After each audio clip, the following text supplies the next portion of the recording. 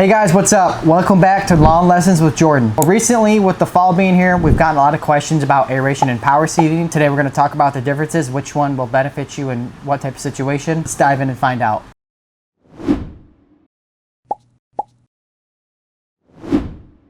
Let's start with an aeration. An aeration is the process from pulling cores out of your lawn, essentially, so it's going to be allowing more air, water, nutrients, and oxygen down into that root zone. Think about it like opening up the pores in your lawn so it can finally breathe. If your lawn feels hard and compact like concrete, or water runs off your lawn and will not go into the soil, that could be an example of when you would need an aeration. By pulling out those cores, it's going to allow those grass roots to dive deeper, therefore letting your lawn kind of naturally fill in on its own. If you want to find out more info about the aeration and see how we do aerations, check out this video up here. Now, let's talk about power seeding. This is not just throwing grass seed on the top of soil and hoping it germinates. This machine is what it does is it has spikes that go into that soil layer. It lifts up that soil, and as it's lifting up the soil, it's dropping seed at the same time. For grass seed to germinate, you need three things. You need sunlight, you need water, and you need seed to soil contact, arguably the most important one, and this machine delivers the best seed to soil contact that you can get on the market. This is perfect to create a thicker, healthier lawn, or if you have bare spots or thin areas that you want really thickened up, power seeding is the choice for you.